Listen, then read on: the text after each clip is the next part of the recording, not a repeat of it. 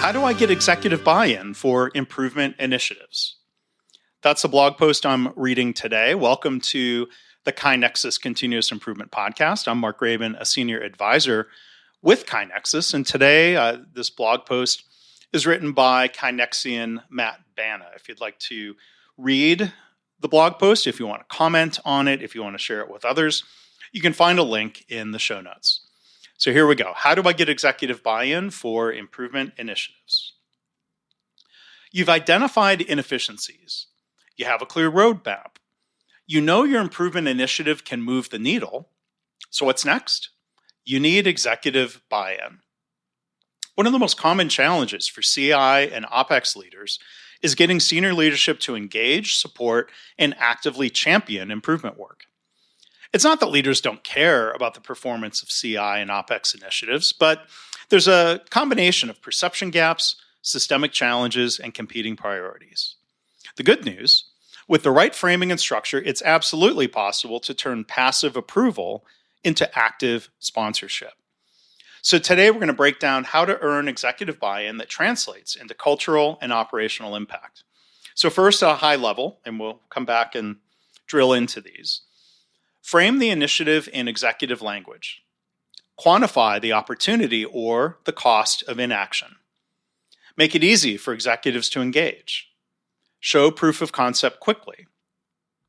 Tell stories, don't just use stats. And finally, build habit loops for executive engagement. All right, so let's go back to framing the initiative in executive language. Executives don't buy into Kaizen events, A3s, or value stream maps. Those are all tools. Instead, they buy into outcomes that move the business forward.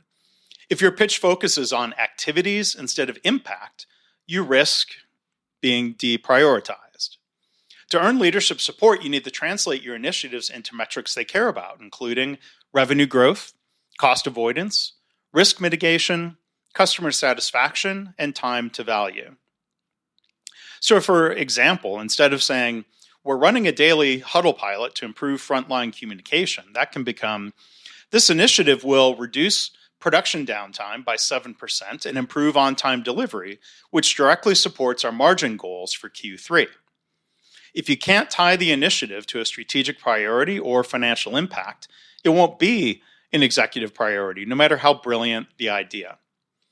By the way, there's a link in the blog post to a free webinar recording that you can watch. It's titled Leadership Behaviors That Create an Improvement Culture. So go check that out. Again, the link is in the show notes.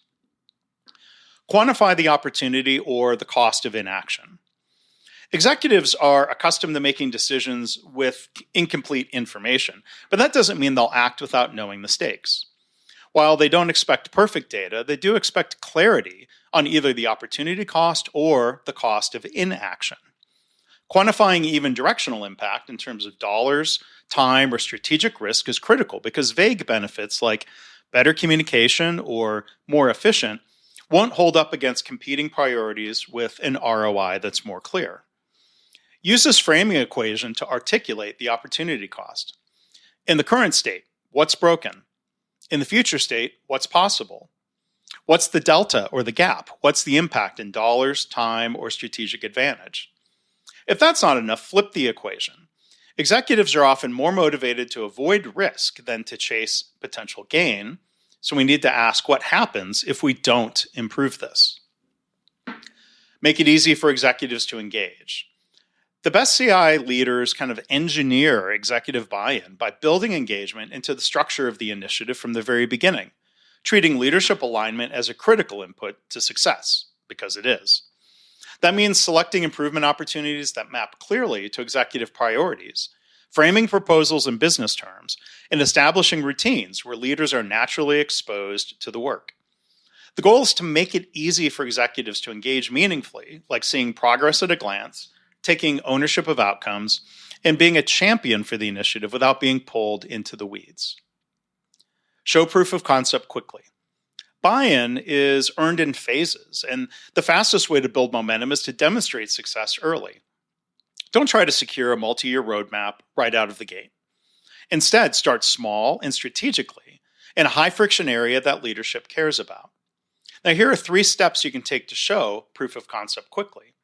1, choose a process, team, or department where you can move fast, measure impact, and create a tangible win. 2, show momentum by capturing early engagement, surfacing frontline feedback, and tying results back to measurable outcomes. And 3rd, report results in executive terms like dollars saved, hours saved, cycle time reductions, or risk mitigation. Tell stories, not just stats.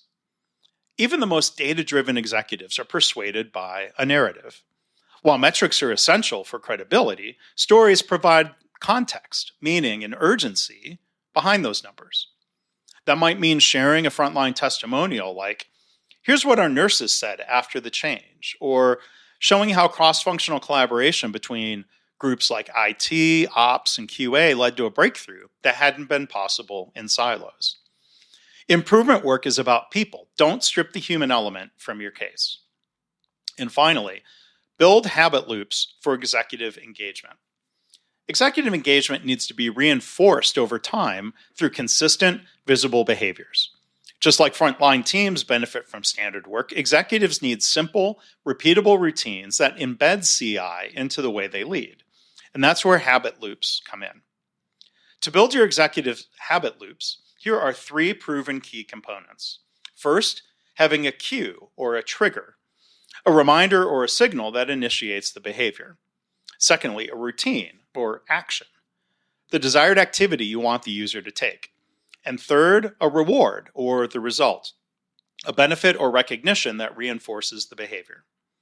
For example, an executive sees a calendar reminder, a cue, to review the CI dashboard, a routine, and gains visibility into improvement progress, a reward.